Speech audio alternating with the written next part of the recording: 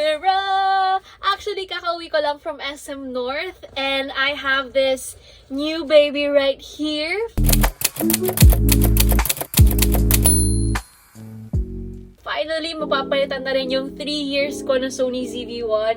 And I guess you guys know what's inside since nag-iisa lang naman ang vlogging camera ng DJI. And that's none other than the DJI Osmo Pocket 3 Creator Combo! I am so excited with this one kasi sobrang hirap niyang hanapin. As in, pumunta kami ng Green Hills kasi there was this authorized DJI reseller, and then I was about to do trade-ins with my old camera, which is the Sony ZV-1. However, wala na silang stock of this baby. And then after Green Hills, pumunta pa kami ng SM Mega Mall, and then we went back to Green Hills again. And then I really tried messaging each DJI stores in the Philippines just to ask if they have a stock of this Pocket 3 Osmo. Baliktad pa, Osmo Pocket 3. And now, nag-restock sila. I'll do a quick... okay. Parang ang syala, parang naka-iPhone ka lang. Ano maganda rin kapag bibili ka sa mismong store. Although, mahirap. Okay, I have to say, mahirap makasecure ng Osmo Pocket 3 kasi super in demand niya right now, and lalo na papasko na, so ang hirap niyang hanapin. Pero one of the perks na bibili ka sa DJI store mismo is their 1-year warranty. So in case something happens sa camera mo, pwede mo gamitin yung warranty. Oh my god, ito na! Ayan siya. So it includes a bag. Alam nyo, nakakailang ako nito. Nakakailang panood na ako ng unboxing videos. And I can't believe meron na ako right now! So here, this is the famous DJI bag. And then, meron tayong box. Actually, medyo empty yung box natin, ah. So, it includes... This is the case. Pero wag muna natin pakilaman yung case, no? Yung camera muna pakilaman natin. Bango, guys. Parang ako nag-unbox ng bagong iPhone. Ah! It's all in here! Anyway, here it is. Ah! Oh, it's here!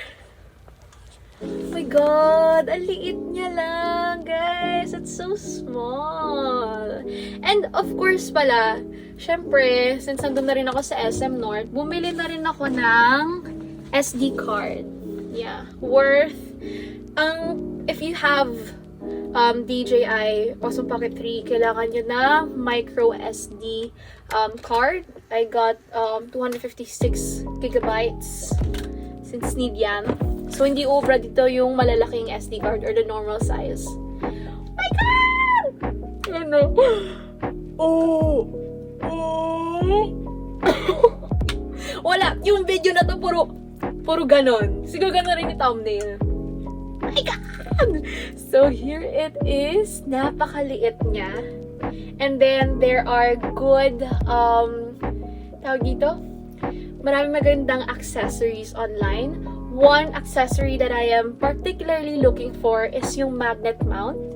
Basically, pwede mo siyang ilagay sa any magnetic surface and nakalagay lang siya doon. So, it's a dream talaga, no? For every solo vloggers out there. Magkakaroon tayo ng test shots soon. So, yes, it includes, of course, the camera.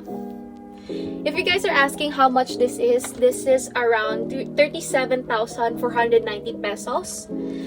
It's the cheapest na kung bibili talaga kayo sa DJI store mismo, because marami nagre-resell na to, guys. Sa Green Hills, ang dami nagre-resell na to, and ang presyo nila palaging 39,500, 42,000. Yun yung pinakamahal yun yung pinakamahal na nagbebenta, 42,000. Eh, this one is just 37,000. Siguro kasi in demand siya, kaya, tinataasan nila yung presyo. And muntik na ako talaga kung maparesell. Bumili sa reseller. Sabi ko, hindi. Let's try to be You know, let's try to be patient. Now I got it. This one, I think this is the battery, for the extra battery. Ito naman for the extension. Ito yung tripod. Siguro ako na lang bubukas ng tripod right now. Pero, the thing with this camera kasi, you can't just attach the tripod sa mismong camera. So, it's not the usual. You need an extension like this. Balik pa. Gaganyan mo siya, papatong mo siya. Tapos ito, magiging ganyan siya. So, tatangkad ng camera natin. Ito yung pinaka rason kung bakit ako bumili ng creator combo, because of this mic. Yes. Kasi if you bought the standard, ito lang. Pero if you bought the creator combo kit, meron ka ng mic. Tapos ito. Yeah, I don't know what's the technical term that you call this one. Tapos, of course, this comes with, pwede siyang clip-on like that, or pwede siyang magnet. This is the wide lens. Yung hulo, patulang magnet. Charet. Maybe it's here. Ang okay ko talaga minsan, no? So, ito yung strap. Ito yung, what do you call this? Very fuzzy. Ayan. So, i-attach mo lang siya here. Okay. Nahanap ko na yung magnet natin. It's here.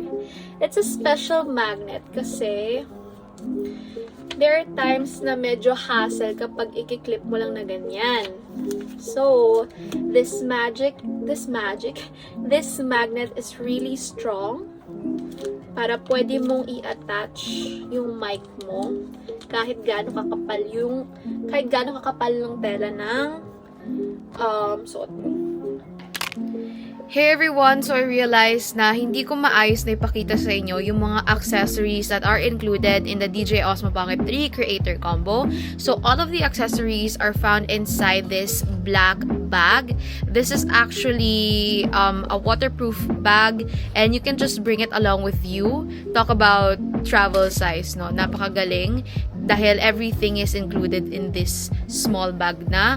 However, for preference, siguro bibili pa ako ng protective case kasi I usually bring small bags with me and sometimes this just doesn't fit. So, inside, yan.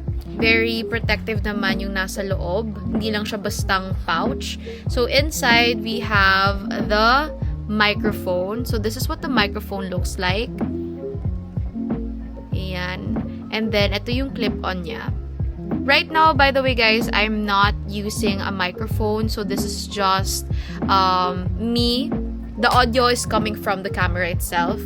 So, this is the microphone. And then, the next one is going to be this. This one naman, the purpose is like a power bank. So, let's say, palubat na yung DJI mo. And you'll just insert this to your camera para mag-extend yung battery life ng DJI. So, ayan siya. And if you're gonna insert it, you need to press this one para mag-extend yung flaps niya. Like that. Yeah. So, everything is actually USB-C type. So, meron tayong mic, meron tayong parang mini power bank. This one, I still don't know ano pinaka main purpose niya. Pero, kasama siya ng tripod kasi. You can't just, at yung sasabi ko sa video na hindi mo kayang ilagay to, i-connect to directly to the camera itself. Kailangan may ilalagay ka pang extension. Bale, ganyan. Tapos ipapatong mo yung camera mo here. So, hindi siya pwedeng directly to the tripod. Which is some of the things na parang medyo off ako. Kasi, syempre, I don't wanna attach too many things para lang maging stable yung camera ko. But, either way, that's the purpose for that. And then, meron tayong charger. It's here. Like I said, it's a USB-C type of charger. So, pero hindi ko siya ginagamit. Ang ginagamit kong charger right now is yung USB-C type charger ko from Apple. Yung ginagamit ko for my iPad. And the protective case. So, this is what it looks like. Basically, ilalatag mo lang yung camera mo dito, facing downwards. So, ayan. I don't know what material is this one. And then, dito naka-attach na ang aking wide lens na kasama na sa accessories. The wide lens is really helpful if you're trying to capture sceneries or anything. So, malakas naman yung higpit ng magnet niya dito. So, ganyan. Bali, attach mo lang siya dito sa camera. Ganyan. And then, kung tatanggalin mo na, pwede mo na siya ilagay directly sa mismong case. Hindi siya nahuhulog since it's magnetic. And then, ito na yung tinatawag na magnet. Actually, I don't know what this is for. Hindi ko nahanap yung black mist. Or maybe ito na yung magnet na yun. This magnet is used for the microphone. So, this magnet is used for the microphone. So, kung ayaw mo gamitin yung clip-on na microphone, pwede mong i-attach siya sa mismong magnet. And sobrang higpit ng magnet na to the point na ang hirap yung tanggalin. So, you don't have to worry na mawawala yung microphone mo kasi sobrang higpit na niya. And yeah, these are the accessories, guys. So we have the microphone, the mini power bank, the extender. This also works as an extender, ha? And then the tripod. Then we have the Type-C charger, wide angle lens, the protective case, the bag, and yung magnet for the microphone. So, yun yung inclusions ng creator combo. And, yeah. So, yun lang, guys. Thank you so much for watching. Ay, ang bilis naman mag-end. So, I will be testing this outside tomorrow. Or kung saan man akong lupalok pumunta. But, here we are. Oh my God, this is the vlogger era again.